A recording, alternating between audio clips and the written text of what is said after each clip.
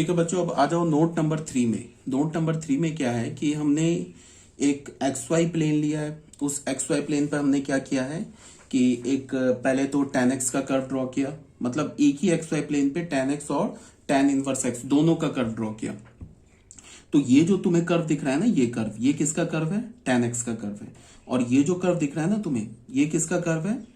tan inverse x का curve है। ठीक है, ये लाइन हो गया y is equal to x, y is equal to x line को मिरर इमेज मान लो। अब y is equal to x में अगर तुम tan x का कर्व देखोगे तो तुम्हें किसका कर्व दिखेगा? tan इनवर्स x का। और अगर तुम tan इनवर्स x का कर्व देखोगे y is equal to x line में, तो किसका कर्व मिलेगा हमें? tan x का। ठीक है, tan इनवर्स x और tan x दोनों किस पॉइंट पर? सिर्फ एक ही पॉइंट पर इंटरसेक्ट करेगा, वो किसके इक्वल है? 0। ठीक है, अब उसके बाद क्या है कि अब तुम इसको ऐसे देखो, अगर तुम tan x के कर्व को देखो, अगर तुम x को π/2 की ओर, π/2 के क्लोज ले जाओ from the left hand side, तो y कहां जा रहा है? पॉजिटिव इंफिनिटी की ओर। तो tan इनवर्स x में ही x और y अपने रोल को चेंज कर देता है। इसका मतलब क्या है कि जब x, tan इनवर्स की बात कर रहा हूं, जब x पॉजिटिव इंफिनिटी की ओर जाएगा तो y tan इनवर्स x में कहां जाएगा? π/2 के close from the left hand side. ठीक है, अब आ जाओ फिर tan x के कर्व में। जब x माइनस π/2 को अप्रोच करेगा लेफ्ट हैंड साइड से, तो y किसे अप्रोच करेगा? माइनस इंफिनिटी को। तो tan इनवर्स में क्या हो जाएगा? रिवर्स हो जाएगा। जब x माइनस इंफिनिटी को अप्रोच करेगा, जब x माइनस इंफिनिटी को अप्रोच करेगा, तो फिर y किसे अप्रोच करेगा? माइनस π/2 की ओर। देखो y जा रहा है माइनस π/2 की ओर from the right hand side. Right hand side से जाने का मतलब कि जो y होगा, मीन्स जो tan इनवर्स x होगा, वो माइनस π/2 के क्लोज तो जा रहा है, बट हमेशा उससे बड़ा है। ठीक है, ये बात आ गई समझ में? यहां तक नोट नंबर 3 हो गया ये। अब ये क्या बोला जा रहा है कि graph of tan x and tan inverse x on the same x y plane. वही बात है, tan x और tan इनवर्स x का ग्राफ दे रखा है सेम एक्स वाई प्लेन पर। नोट नंबर 4 में क्या बोल रहा है कि tan inverse x tan x is a continuous function. ये तो ऑलरेडी पता है कि tan इनवर्स x, यहाँ पे ग्राफ से ही पता चल रहा है कि tan इनवर्स x और tan x हमारा क्या है? कंटिन्यूअस फंक्शन है। कोई ग्राफ में कहीं कोई ब्रेकेज तो नहीं दिख रहा है, कहीं कोई ब्रेक तो नहीं है। तो tan इनवर्स x और tan x हमारा क्या है? कंटिन्यूअस फंक्शन है। उसके बाद क्या बोला जा रहा है कि tan inverse x is a periodic function. ये ऑलरेडी बता रखा है, ए पीरियोडिक। ए और पीरियोडिक अलग अलग नहीं है, ए पीरियोडिक है। ए पीरियोडिक का मतलब होता है नॉन पीरियोडिक। तो tan इनवर्स x हमारा एक नॉन पीरियोडिक फंक्शन है। उसके बाद क्या बोल रहा है? tan inverse x is a bounded function. tan inverse x क्या हमारा एक बाउंडेड फंक्शन है। फंक्शन कब बाउंड होता है? जब तुम कोई दो line parallel to x axis लेके फंक्शन के कर्व को बाउंड कर दो, मतलब कि अब इस दो लाइन से ऊपर कर्व नहीं जाएगा, तो उस कर्व को हम क्या बोलते हैं? Bounded function. तो तुम ऐसे देखो, tan इनवर्स x में अगर मैंने y is equal to π/2 line लिया और ये y is equal to minus π/2 line लिया, तो इस y इज इक्वल टू π/2 से कर्व tan इनवर्स x का ऊपर नहीं जा सकता है और माइनस π/2 से नीचे नहीं जा सकता है। तो tan इनवर्स x क्या हो गया? हमारा एक बाउंडेड फंक्शन हो गया। बट ये जो tan x फंक्शन है ना, ये बाउंडेड नहीं है। बिकॉज तुम देखो, कोई भी लाइन कितना भी ऊपर जाके y एक्सिस पे बना दो, उसका जो कर्व है उससे ऊपर चला जाएगा। कोई भी लाइन कितना भी नीचे जाके तुम x एक्सिस के पैरेलल बना दो, tan x का कर्व उससे नीचे चला जाएगा। सो tan x जो है हमारा ना, एक बाउंडेड फंक्शन नहीं है, बट tan इनवर्स x एक बाउंडेड फंक्शन है। ठीक है, ये आगे बात समझ में। tan inverse x is odd function. इसके बाद यहाँ पे n होगा, एन ऑड फंक्शन। इसका मतलब क्या हो गया कि tan inverse of minus x is equal to minus tan inverse x। हमें पता है ना कि tan इनवर्स ऑड फंक्शन किसे बोलते हैं? अगर f of minus x minus F x के इक्वल हो जाए तो हम उसे ऑड फंक्शन बोलते हैं, और f ऑफ माइनस एक्स अगर एफ एक्स के इक्वल हो जाए तो उसे हम क्या बोलते हैं? इवन फंक्शन बोलते हैं। तो tan इनवर्स x या tan inverse function is an odd function. ये ऑड फंक्शन हो गया। ठीक है, अब क्वेश्चन नंबर 1 में आ जाओ। क्वेश्चन नंबर 1 में क्या बोल रहा है कि find the principal value of each of the following. हमें क्या करना है? प्रिंसिपल वैल्यू निकालना है। तो उसके लिए क्या है, देख लो। प्रिंसिपल वैल्यू के लिए सबसे पहली बात, tan इनवर्स माइनस √3। तो tan इनवर्स माइनस √3 का क्या होगा? मतलब कि tan इनवर्स माइनस √3 एक एंगल है। कैसा एंगल है? एक ऐसा एंगल थीटा है जिस पर tan फंक्शन का वैल्यू माइनस √3 के इक्वल है। और वो थीटा का रेंज क्या है? वो थीटा का रेंज माइनस π/2 से π/2 के बीच में। ठीक है, तो यही बात को यहां बोला जा रहा है, we know that for any x belongs to R. अब tan इनवर्स फंक्शन का डोमेन क्या है, x है, ठीक है। तो यहां x तो कोई भी रियल नंबर हो सकता है, बट ये जो tan इनवर्स x है ये एक एंगल थीटा है, किस रेंज में, -π/2 से π/2 के बीच में। Represent an angle in -π/2 to π/2 whose tangent is x, whose tangent is x।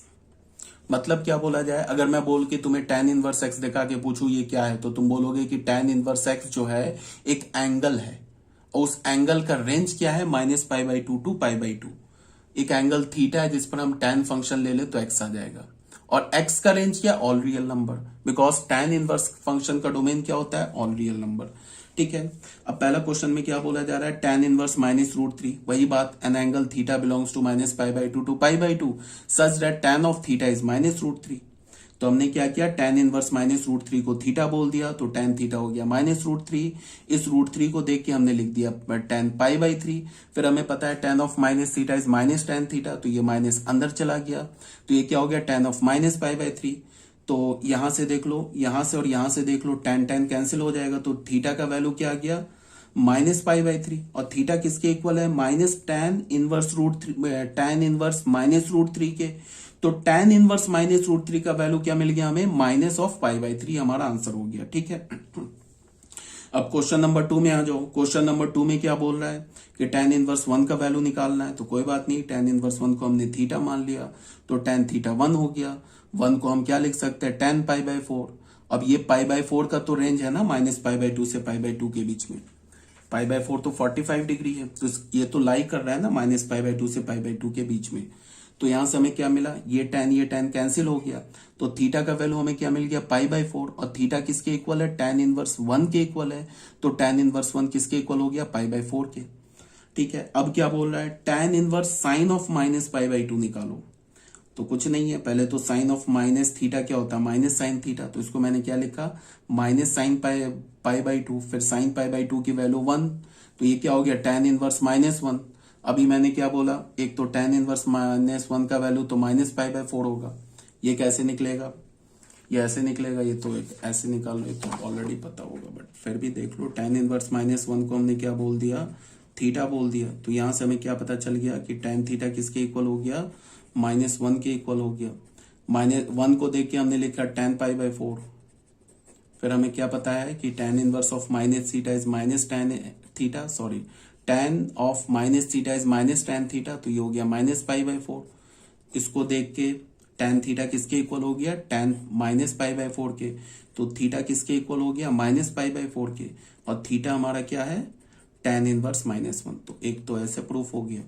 दूसरा क्या है कि हमने क्या बोला कि tan जो फंक्शन है वो ऑड फंक्शन है, इसका मतलब क्या है कि इसके आर्गुमेंट से ना इस माइनस को बाहर निकाल सकते हो, tan के आर्गुमेंट से, तो माइनस को हमने बाहर निकाल दिया, तो ये क्या हो गया, tan इनवर्स 1, और tan इनवर्स 1 का हमने वैल्यू अभी निकाल रखा π/4, तो ये -π/4, ठीक है।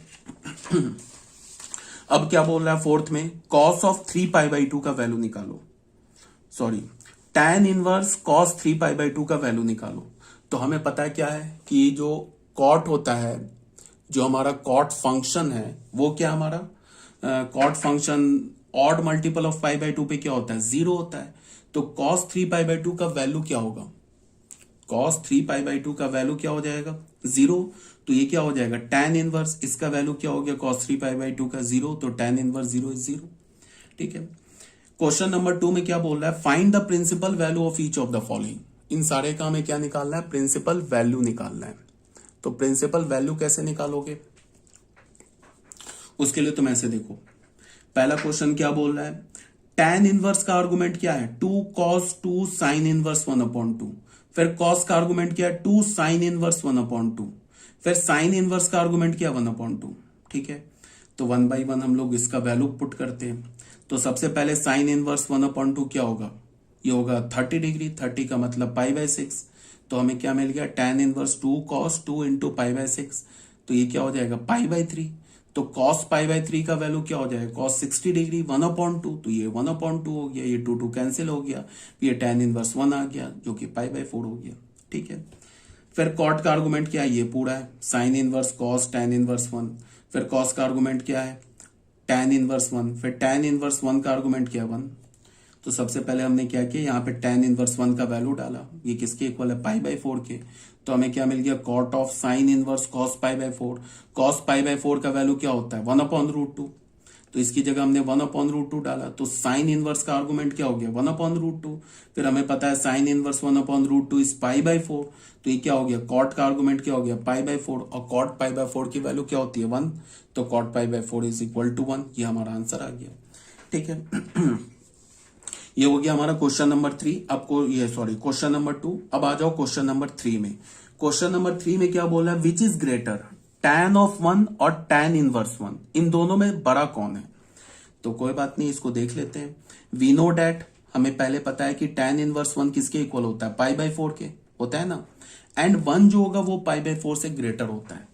क्यों होता है, बिकॉज π/2 किसके इक्वल होता है, π/2 क्यों इक्वल होता है 1.5 समथिंग। तो 1.5 को अगेन 2 से डिवाइड करोगे तो 1 से छोटा आ जाएगा। इसका क्या मतलब है, π/4 इज लेस देन 1 और 1 इज ग्रेटर देन π/4। तो यहां पे हमने क्या बोला, 1 इज ग्रेटर देन π/4। अब इस पे हमने टेंजेंट फंक्शन अप्लाई कर दिया। अब हमें पता है कि जो टेंजेंट फंक्शन है वो एक इंक्रीजिंग फंक्शन है, तो इंक्रीजिंग फंक्शन है तो इनइक्वालिटी रिवर्स नहीं होगी। तो हमने क्या बोल दिया, tan 1 is greater than tan π/4।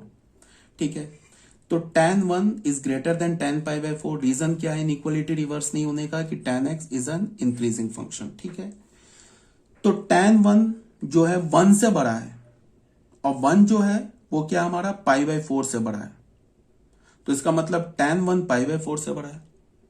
तो यहां से क्या हो गया, tan 1 इज ग्रेटर देन π/4। अब π/4 को हम क्या लिख सकते हैं, tan इनवर्स 1। तो इसको क्या हो गया, tan 1 is greater than tan inverse 1। तो बोल रहा है कि कौन सा ग्रेटर है, तो tan 1 ग्रेटर है किससे, tan इनवर्स 1 से। ठीक है, ये भी बात आ गई समझ में। ये हो गया हमारा क्वेश्चन नंबर 3। अब बच्चों आ जाओ क्वेश्चन नंबर 4 में। क्वेश्चन नंबर 4 में क्या बोल रहा है कि find the minimum value of n का मिनिमम वैल्यू निकालो for which tan inverse n upon pi is greater than π/4 where n belongs to natural number. n का मिनिमम वैल्यू निकालो सच दैट tan इनवर्स, ये given है, ये हमारा given है, और बोल रहा है कि n का मिनिमम वैल्यू निकालो। तो जो गिवन है उसी को यूज करेंगे। हमारे पास क्या गिवन है, tan inverse n upon pi is greater than π/4। ठीक है, और π/4 को हम क्या लिख सकते हैं, tan इनवर्स 1। तो यहां से हमें क्या मिला, tan inverse n upon pi is greater than tan inverse 1 because π/4 is tan inverse 1। तो यहां हमें मिल गया tan inverse n upon pi is greater than tan inverse 1। अब इस पे, इस इनइक्वालिटी पे हमने tan फंक्शन अप्लाई कर दिया, और हमें पता है कि tan फंक्शन इंक्रीजिंग फंक्शन है, तो इनइक्वालिटी रिवर्स नहीं होगी। तो इस पे देखो tan फंक्शन अप्लाई कर दिया, तो tan और tan इनवर्स कैंसिल होके n अपॉन पाई आ गया, ये tan और ये tan कैंसिल होके 1 हो गया। इसके पीछे का रीजन क्या है, tan x is an increasing function, यही रीजन है। ये दोनों कैंसिल होने का ये रीजन, ये तो ऑलरेडी कई बार हजारों बार बता दिया है। तो यहाँ पे क्या हो गया, n upon pi is greater then 1, तो n is greater than pi. तो पाई का अप्रॉक्स वैल्यू क्या होता है, 3.14, और n क्या हमारा नेचुरल नंबर है। तो 3.14 से जस्ट बड़ा नेचुरल नंबर, पहला ग्रेटर नेचुरल नंबर क्या होगा, 4, उसके बाद क्या होगा 5, उसके बाद क्या होगा 6। तो n का पॉसिबल वैल्यूज क्या हो जाएगा, 4, 5, 6, ये सारे पॉसिबल वैल्यूज हो जाएंगे। बट उसमें से हमें सबसे छोटा मिनिमम वैल्यू निकालना है। तो मिनिमम वैल्यू क्या है, 4, hence the minimum value of n is 4। तो मिनिमम वैल्यू ही तुमसे पूछ रहा था, तो मिनिमम वैल्यू हमने फाइंड आउट कर लिया, वो किसके इक्वल है, 4 के इक्वल है। ठीक है, अब बच्चों क्या हमारे पास, inverse of cosecant function, cosecant function का इनवर्स निकालना है। फिर वही बात, फिर वही स्टोरी है। सबसे पहले क्या है, वही बात जो हमने साइन के साथ किया, कॉस के साथ किया, फिर हमने किसके साथ किया, टैन के साथ किया। सबसे पहले कोसेकेंट एक्स फंक्शन जो है ना, वो एक मेनी वन इंटो फंक्शन है अपने नेचुरल डोमेन और कोडोमेन में। क्या हमारा मेनी वन इंटो फंक्शन। तो हम लोग क्या करेंगे, सबसे पहले कोडोमेन को उसके रेंज से रिप्लेस कर देंगे। कोडोमेन क्या होता है, कॉसेक एक्स फंक्शन का कोडोमेन नहीं, रेंज क्या होता है, -∞ to -1 close union 1 close to infinity. तो रेंज को तो हमने क्या कर दिया, रिप्लेस कर दिया, कोडोमेन को रिप्लेस कर दिया रेंज से। तो फंक्शन क्या हो गया, ऑनटो। अब हमें क्या करना होगा, cosec x फंक्शन के डोमेन को उस इंटरवल में रिस्ट्रिक्ट करना होगा जिस इंटरवल में वो या तो इंक्रीजिंग हो या तो डिक्रीजिंग हो। तो तुम ऐसे देखो, सबसे पहले हमारा फंक्शन जो cosec x फंक्शन डिफाइन करेंगे उसका डोमेन क्या होता है। डोमेन में क्या करेंगे, हम ऑल रियल नंबर से उस x को हटा देंगे जहां sin x 0 हो रहा है। क्यों? Because cosec x is equal to 1/sin x। ठीक है, तो all real number minus the set of all x such that sine x is equal to 0। Sine x कहां 0 होता है, एन पाई पे। तो ऑल रियल नंबर से अगर हमने एन पाई हटा दिया तो वो क्या मिल गया हमें, cosec x का डोमेन मिल गया। ठीक है, और को डोमेन को ऑल रियल नंबर लेते हैं, जो नेचुरल को डोमेन होता है वो तो ऑल रियल नंबर होता है। और फंक्शन हमने क्या डिफाइन किया, y is equal to f x is equal to cosec x। cosec x को हम क्या लिख सकते हैं, 1/sin x। ठीक है, अब ये देखो फंक्शन का डोमेन डिफाइंड है, ये फंक्शन का ग्राफ हमने ड्रॉ कर लिया है। अब तुम ऐसे देखो कि अगर हमने फंक्शन के कोडोमेन को किससे रिप्लेस कर दिया, कोडोमेन की रेंज क्या होता है, range of function F function जिसको हमने cosec x फंक्शन बोला है, ये क्या होता है, -∞ to -1 यूनियन 1 to ∞, ये होता है ना रेंज। इसको हम ऐसे भी लिखते हैं, ऑल रियल नंबर से -1 to 1 हटा देंगे, ये भी होता है इसका रेंज। ठीक है, अगर हमने cosec x फंक्शन के कोडोमेन को इस रेंज से रिप्लेस कर दिया तब तो फंक्शन हो गया ऑन टू। अब आई बारी डोमेन की, तो तुम ऐसे देखो, अगर ना तुमने डोमेन को -π/2 से π/2 के बीच में रिस्ट्रिक्ट किया, एक्सक्लूडिंग 0 तो हटाना पड़ेगा बिकॉज 0 पे तो फंक्शन ही डिफाइन नहीं है। तो अगर तुमने डोमेन को -π/2 से π/2 के बीच में रिस्ट्रिक्ट किया तो फंक्शन क्या हमारा स्ट्रिक्टली डिक्रीजिंग है। देखो इस डिक्रीजिंग इंक्रीजिंग के लिए क्या करते हैं हम, लेफ्ट से राइट जाते हैं। तो लेफ्ट से राइट जाओ तो देखो -π/2 के आगे जाओ, देखो ग्राफ डिक्रीज कर रहा है। और यहां से 0 पे तो डिफाइन नहीं है, 0 से π/2 के बीच में देखो फिर अगेन ग्राफ डिक्रीज हो रहा है। तो -π/2 से π/2 के बीच में एक्सक्लूडिंग 0 फंक्शन जो है ना हमारा cosec x फंक्शन, वो एक स्ट्रिक्टली डिक्रीजिंग फंक्शन है। इसका मतलब क्या है, स्ट्रिक्टली डिक्रीजिंग है तो 1 है, तो इसका ये मतलब हुआ। और इस इंटरवल में भी देखो -π/2 से π/2 के इंटरवल में जो cosec x फंक्शन है वो अपने रेंज के हर पॉसिबल वैल्यूज को भी ले रहा है। देखो यहाँ -π/2 पे -1 है, तो -π/2 से 0 के बीच में ये -1 से इन्फिनिटी के बीच में भाई, और फिर π/2 पे 1 है, और 0 से π/2 के बीच में पॉजिटिव इन्फिनिटी से 1 के बीच में। तो अगर हमने अपने cosec x फंक्शन के डोमेन को रिस्ट्रिक्ट किया from -π/2 to π/2 including -π/2 including π/2 excluding 0, तो जो हमारा फंक्शन है ना वो उसका रेंज क्या हो जाएगा, वो रेंज के हर एक पॉइंट को ले रहा है। ये है ना रेंज, रेंज के हर एक पॉइंट को भी ले रहा है, और साथ में फंक्शन स्ट्रिक्टली डिक्रीजिंग है तो 1 भी है, तो इसका मतलब बाइजेक्टिव भी है। ठीक है, तो एक तो ये इंटरवल हो गया फ्रॉम -π/2 टू π/2 एक्सक्लूडिंग 0। दूसरा अगर इंटरवल तुम्हें समझ में आ रहा है तो π/2 से 3π/2 भी ले सकते हो एक्सक्लूडिंग पाई को हटा के। तो भी देखो सबसे पहले फंक्शन इस इंटरवल में रेंज के हर एक वैल्यू को ले रहा है। दूसरी बात है क्या कि स्ट्रिक्टली इंक्रीजिंग है।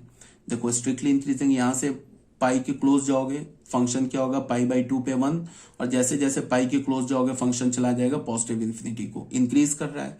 पाई पे तो नॉट डिफाइंड है, पाई से अगर तुम 3π/2 की ओर जाओगे तो फंक्शन -∞ से बढ़ बढ़ के कहां तक आ रहा है, 1 पर, और एग्जैक्टली 3π/2 पे आके, सॉरी 1 नहीं -1 पे, एग्जैक्टली 3π/2 पे आके क्या हो गया, -1। तो अगर हम लोग इंटरवल को π/2 से 3π/2 के बीच में भी लेते हैं एक्सक्लूडिंग पाई, तो भी हमारा फंक्शन क्या है, 1 है, बिकॉज स्ट्रिक्टली इंक्रीजिंग है। तो ये भी रेंज अगर डोमेन का इंटरवल लेंगे ना तो भी काम कर जाएगा। 3π/2 से 5π/2 लेंगे, अगेन फंक्शन क्या है, स्ट्रिक्टली डिक्रीजिंग, तो भी काम कर जाएगा। अगर हम लोग रेंज को -3π/2 टू -π/2 लें तो हमारा फंक्शन क्या है, स्ट्रिक्टली इंक्रीजिंग, तो भी काम कर जाएगा। बट कोई एक ना एक इंटरवल तो हमें लेना पड़ेगा, तो हम कौन सा इंटरवल लेंगे, हम लेंगे -π/2 टू π/2 एक्सक्लूडिंग 0। अब क्यों लेंगे ये ऑलरेडी कई बार बता रखा है। एक तो कोई एक लेना है हमें तो हमने ले लिया, दूसरा क्या है, प्रॉपर्टी आसान हो जाता है। देखो साइन का भी हमने क्या लिया था, -π/2 टू π/2 लिया था ना, क्लोज इंटरवल -π/2 टू π/2 लिया था। अब साइन का रेसिप्रोकल क्या है, कॉसेक, तो उसके भी डोमेन को हमने क्या ले लिया, -π/2 टू π/2 एक्सक्लूडिंग 0 तो मजबूरी हटाना होगा बिकॉज 0 पे तो कॉसेक डिफाइंड ही नहीं है। तो अगर 0 पे कॉसेक नहीं डिफाइंड है तो उसका इनवर्स भी डिफाइंड नहीं हो सकता है। ठीक है। तो हमने जब भी अगर cosec x फंक्शन का प्रिंसिपल डोमेन की बात करेंगे तो चाहे वो गिवन हो क्वेश्चन में चाहे नहीं गिवन हो, प्रिंसिपल डोमेन हमारा -π/2 to π/2 ही होगा, एक्सक्लूडिंग 0। ये हमेशा याद रखना, ठीक है। इसको नहीं लेंगे, π/2 to 3π/2 नहीं लेंगे, 3π/2 to 5π/2 नहीं लेंगे, 3π/2 से लेके 5π/2 तक भी फंक्शन बाइजेक्टिव बट नहीं लेंगे। अगर हम -3π/2 to -π/2 ले तो भी फंक्शन बाइजेक्टिव है बट नहीं लेंगे। अगर -5π/2 to -3π/2 ले तो भी फंक्शन बाइजेक्टिव बट फिर भी हम नहीं लेंगे। हम तो cosec इनवर्स x के प्रिंसिपल डोमेन को क्या बोलेंगे, फ्रॉम -π/2 to π/2 एक्सक्लूडिंग 0। ये आगे बात समझ में। ये ग्राफ दे रखा है cosec x का, और x क्या होगा, cosec x की बात कर रहे हैं तो x क्या हमारा, all real number accept n π, ठीक है। Clearly from the graph y is equal to cosec x is a many one into function in its natural domain and codomain। अपने natural domain और codomain में जो cosec x है वो हमारा एक many one into function है। Now consider, फिर वही बात जो मैंने इतनी स्टोरी सुनाई ना, वही स्टोरी यहाँ पे लिखी हुई है। -3π/2 से लेके -π/2 ले लो, -3π/2 से -π लिया, -π को हटा दिया इसीलिए ओपन लगा दिया, फिर -π से -π/2 ले लो।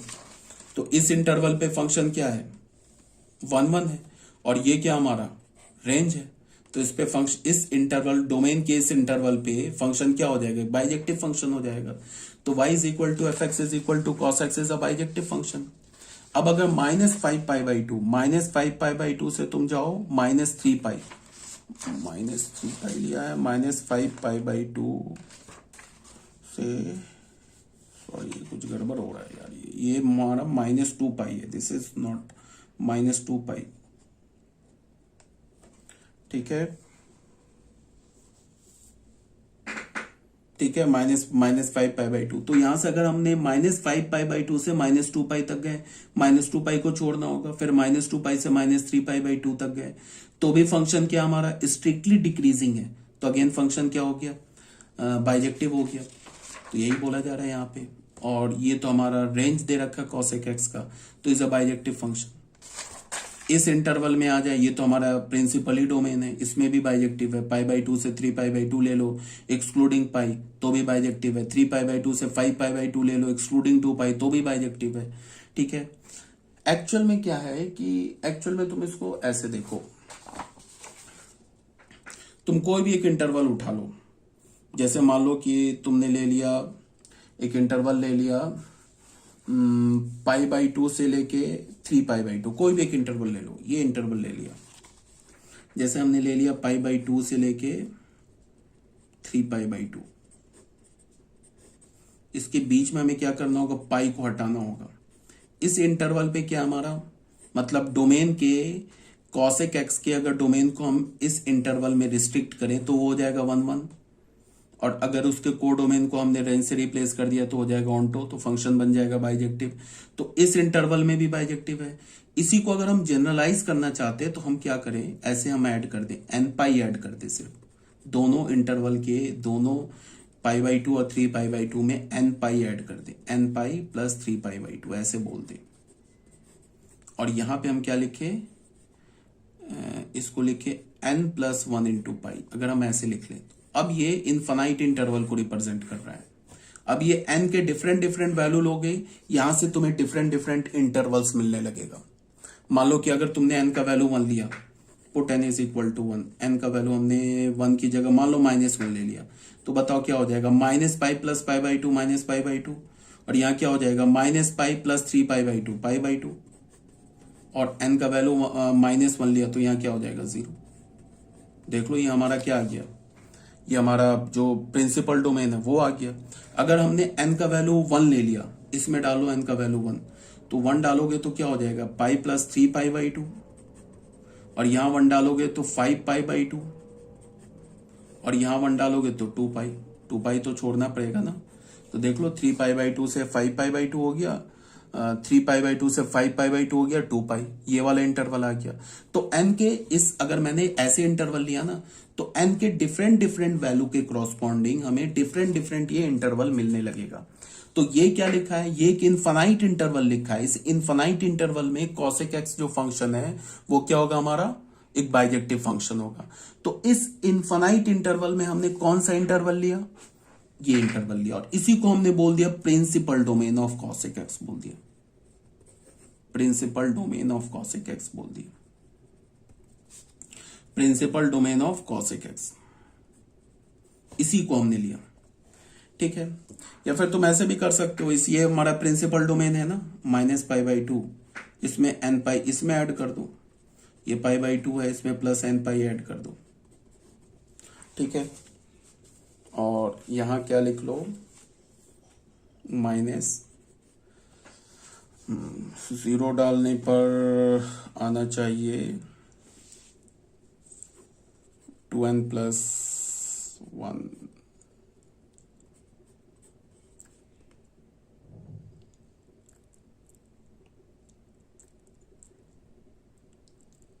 इंटू π/2। अगर ऐसे लेते हैं ना, अगर हमने n का वैल्यू 0 डाला, नहीं इससे काम नहीं चलेगा, 2n-1,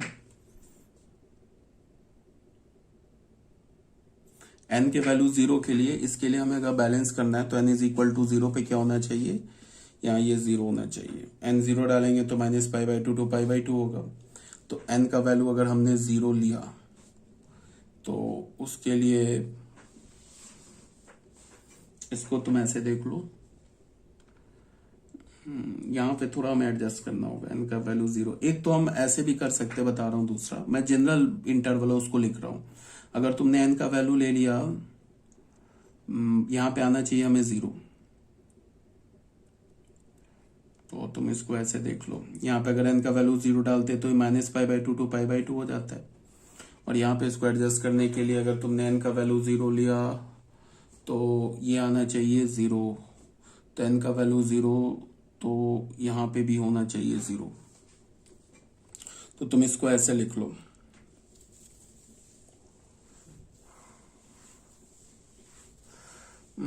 इसके लिए तुम 2n पाई, हाँ ठीक है 2n पाई लिख लो, यहाँ पे ना पाई लिख लो, इसको हटा दो, सीधे 2n पाई लिख लो। अगर n का वैल्यू 0 डालोगे तो क्या होगा बताओ, अब एक बार चेक कर लेते हैं। अगर n का वैल्यू 0 डालते तो यहां से क्या मिलेगा हमें, -π/2 to π/2 -0। अगर n का वैल्यू 1 डालते तो 1 डालेंगे तो क्या मिलेगा, π/2, n का वैल्यू 1 डालेंगे तो -π/2 + पाई, तो ये हो गया π/2, और यहां अगर 1 डालते तो ये होगा 3π/2, और ये क्या हमारा 2n पाई, तो n का वैल्यू 1 डालते तो -n का वैल्यू 1, तो ये हो जाएगा 2 पाई। देखो आ गया, 3π/2 से 1 डालेंगे तो π/2 से 3π/2, देख लो π/2 से, तो यहाँ पे 2n पाई लिख लो, फिर इसको अब आ जा रहा है, देखो इसको फिर एक बार मैं बताता हूँ। देखो ये क्या बताने की कोशिश कर रहा हूं मैं, वो देखो, प्रिंसिपल डोमेन क्या हमारा, -π/2 to π/2 -0। इसमें मैं क्या बोल रहा हूँ, इसको मैंने ऐसे कर लिया, -π/2, इसमें n पाई ऐड कर दिया, और यहाँ पे π/2, इसमें भी n पाई ऐड कर दिया, और इसको मैंने n पाई कर दिया। अब ये फिर इनफाइनाइट इंटरवल को रिप्रेजेंट कर रहा है। अगर हमने पुट n = 1 किया तो क्या हो जाएगा, पाई -π/2 π/2, यहाँ पे क्या, तो ये हो जाएगा 3π/2, n का वैल्यू 1 डाला है तो ये हो जाएगा -π। देख लो एक ही इंटरवल आ गया, π/2 to 3π/2, ये क्या हो गया, एक्सक्लूडिंग पाई। अगर हमने पुट n = -1, इसका कोई -1 तो क्या हो गया, -π/2 -π, ये π/2 -π, ये हो गया -π, n का वैल्यू, तो ये क्या हो जाएगा, -3π/2 से लेके -π/2 एक्सक्लूडिंग -π। देख लो -3π/2 से -π/2 आ रहा है एक्सक्लूडिंग -π। तो ऐसे भी तुम इनफाइनाइट इंटरवल लिख सकते हो, ये भी कहने का मतलब है तुम ऐसे भी इनफाइनाइट इंटरवल लिख सकते हो। ठीक है, इन सारे इन्फिनाइट इंटरवल में जो हमारा tan इनवर्स फंक्शन है वो क्या हमारा एक बाइजेक्टिव फंक्शन, ये कहने का मतलब है। ठीक है, ये बात आ रही होगी समझ में। तो यही बात को यहाँ पे लिखा हुआ है -π/2 n पाई। अब अच्छा, इसने क्या किया, जैसे मैंने अलग से कर दिया ना यहाँ पे, इसमें -π/2 में n पाई ऐड किया, ये वाला लिया है, ये लिया है। इसको मैंने ऐसे लिखा, ऐसे लिखा, तुम चाहो तो इसको ऐसे भी लिख सकते हो, इस इनफाइनाइट इंटरवल को ऐसे भी लिख सकते हो। ये वाले टेंशन से हट जाओ, इसको लिख दो -π/2 से n पाई, बीच में n पाई को छोड़ दो, यूनियन π/2 से, ठीक है, n पाई से लेके यहाँ पे π/2 नहीं होगा, n पाई छोड़ना है ना, दिस इज n पाई से लेके π/2 प्लस n पाई। ये बच्चों ये ओपन है, ये कुछ नहीं है। आ रही है बात समझ में, यहां तक कोई प्रॉब्लम नहीं है। ठीक है, तो π/2 प्लस n पाई ऐसे भी लिख सकते हैं, ये जो इनफाइनाइट इंटरवल है ऐसे भी लिख सकते हैं। ठीक है, तो यही बोला है एक्चुअली f हमारा जो फंक्शन है ना, -π/2 से n पाई और कॉमा n पाई यूनियन, ये n पाई को छोड़ दिया, से लेके दिस, ये भी defined by cos x is a bijective function. ये हमारा एक इनफाइनाइट इंटरवल को रिप्रेजेंट कर रहा है।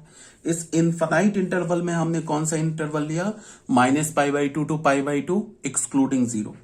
ठीक है, यहां पे वही बोला जा रहा है, बट -π/2 0 छोड़ दिया, -π/2 से π/2 लिया हमने excluding 0, is called the principal domain for which cosec x is invertible.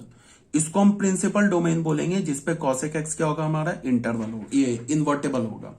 तो हमने फंक्शन ले लिया -π/2 टू 0 यूनियन 0 टू π/2 ले लिया। ये हमारा क्या दे रखा है, ये हमने cosec x के कोडोमेन को रेंज से रिप्लेस कर दिया।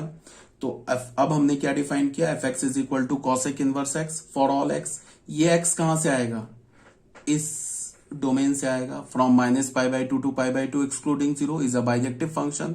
अब जब इनवर्स निकालेंगे तो इनवर्स में क्या होता है, जो f फंक्शन का डोमेन कोडोमेन हो जाएगा और जो f फंक्शन का कोडोमेन डोमेन बन जाएगा।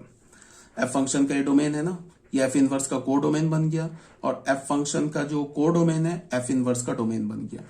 तो अब अगर मैं बोलूं कि cosec इनवर्स x का डोमेन क्या होगा, वो क्या होगा, ऑल रियल नंबर -1 to 1। अब cosec इनवर्स x फंक्शन का कोडोमेन क्या होगा, जो cosec x फंक्शन का डोमेन है वो क्या है, -π/2 to π/2 excluding 0, defined by f inverse x is equal to cosec inverse x is also bijective function. और ये भी ऑलरेडी बता रखा है कि अगर हमारा f बाइजेक्टिव है तो उसका इनवर्स एग्जिस्ट करेगा, और जो इनवर्स होगा वो भी बाइजेक्टिव होगा, ये ऑलरेडी बताया जा चुका है। अब ये बात तो कई बार बता जा चुकी है कि cosec inverse cosec theta theta के इक्वल होगा for all theta belongs to, ये थीटा कहां से आएगा, cosec x के प्रिंसिपल डोमेन से, और cosec x का प्रिंसिपल डोमेन क्या है, फ्रॉम -π/2 टू π/2 एक्सक्लूडिंग 0। अब ये cosec of cosec inverse x किसके इक्वल होगा, x के, और ये x कहां से आएगा, cosec इनवर्स x के डोमेन से, और cosec इनवर्स x का डोमेन क्या है, all real number except from -1 to 1। ठीक है, अब आ जाओ बच्चों, graph of cosec theta and cosec inverse x in its principal domain. cosec theta का ग्राफ और cosec इनवर्स x का ग्राफ ड्रॉ करेंगे। तो देखो cosec थीटा, अब प्रिंसिपल डोमेन की बात करेंगे तो हमारा -π/2 टू π/2 है एक्सक्लूडिंग 0। तो -π/2 से पहले के ग्राफ को और π/2 के आगे के ग्राफ को हटा दिया। ठीक है, तो ये हमारा ग्राफ बन गया। अब इसी का इनवर्स निकालना है, तो इसका इनवर्स निकालना है, इसका क्या मतलब है कि line y is equal to x पे मिरर इमेज ले लो। ठीक है, तो ये ग्राफ आ जाएगा। दूसरी बात क्या है कि 0 पर cos फंक्शन का वैल्यू 0 पर क्या है, 0 पर नॉट डिफाइंड है, 0 पर नॉट डिफाइंड है। तो इसका मतलब क्या होगा कि cosec इनवर्स x भी जो होगा वो 0 पर डिफाइंड नहीं होगा। cosec इनवर्स जो है ना हमारा फंक्शन 0 पर डिफाइंड नहीं होगा। ठीक है, ये बात आ गई समझ में। दूसरी बात क्या है कि cosec inverse cosec x function का वैल्यू π/2 पर 1 है, तो cosec इनवर्स का वैल्यू 1 पर π/2 होगा। देख लो 1 पर π/2 है। फिर cosec x फंक्शन का वैल्यू -π/2 पर -1 है, सॉरी कॉसेक इनवर्स बोल रहा हूं, कॉसेक फंक्शन का वैल्यू -π/2 पे -1 है, तो कॉसेक इनवर्स फंक्शन का वैल्यू -1 पर -π/2 होगा, वो देख लो। आ रही बात समझ में? ये लाइन हमारा क्या है, ये लाइन हमारा x इज इक्वल टू π/2 है, ये लाइन क्या हमारा x इज इक्वल टू -π/2। फिर हम लोग क्या देख रहे हैं कि अगर हम कॉसेक थीटा के कर्व में क्या देख रहे हैं कि अगर हम थीटा को जीरो के क्लोज ले जाए from the right hand side, तो y पॉजिटिव इंफिनिटी को अप्रोच करने लगेगा। इसका जस्ट रिवर्स काम किस में होगा, यहां जो x का काम कर रहा है यहां y का काम करेगा, यहां जो y का काम कर रहा है यहां x का काम करेगा। x को जीरो की ओर ले जा रहे हैं तो y पॉजिटिव इंफिनिटी जा रहा है, तो यहां पे अगर हम x को पॉजिटिव इंफिनिटी की ओर ले जाएं तो y जीरो को अप्रोच करने लगेगा from the right hand side. Right hand side का मतलब कि हमेशा जीरो से बड़ा होगा बट जीरो के क्लोज जाएगा। फिर अगर हम क्या देख रहे हैं कि अगर हम x को जीरो के लेफ्ट साइड से अप्रोच कर रहे हैं तो y माइनस इंफिनिटी को जा रहा है, तो यहाँ पे x को कर रहे हैं हम लोग जीरो के लेफ्ट साइड से, तो y माइनस इंफिनिटी को जा रहा है। तो यहाँ पे अगर x माइनस इंफिनिटी को जाएगा, देख लो x अगर माइनस इंफिनिटी को जा रहा है तो फिर y किसकी ओर जाएगा, y हमारा किसकी ओर जाएगा, जीरो की ओर। कहां से जीरो की ओर जाएगा, लेफ्ट हैंड साइड से। तो इसका मतलब क्या है कि y जीरो के क्लोज तो जाएगा लेफ्ट हैंड साइड से, इसका मतलब है कि y कभी भी जीरो के इक्वल नहीं होगा बट जीरो से हमेशा स्मॉलर होगा। तो ये ग्राफ बन गया। अब देख लो यहां y का वैल्यू -1 से 1 के बीच में नहीं है, तो यहां x का वैल्यू -1 से 1 के बीच में नहीं है, ठीक है। यहां पे π/2 पे 1 वैल्यू है तो 1 पे π/2 है, यहाँ पे -π/2 पे -1 है तो -1 पे -π/2 है। ये ग्राफ हो गया किसका, कॉसेक इनवर्स x का। और ये ग्राफ हो गया कॉसेक थीटा। अब देखो मैंने कई बार बोल रखा है थीटा की जगह x बोल दो कोई फर्क नहीं पड़ेगा, थीटा को x बोल दिया तो प्रॉपर्टी थोड़े ना चेंज हो जाएगी। तो इसका मतलब कि ये कॉसेक x फंक्शन का कर्व है प्रिंसिपल डोमेन में और ये कॉसेक इनवर्स x का कर्व है। ये बात आ रही समझ में होगी आपको, कोई प्रॉब्लम नहीं है। चलो।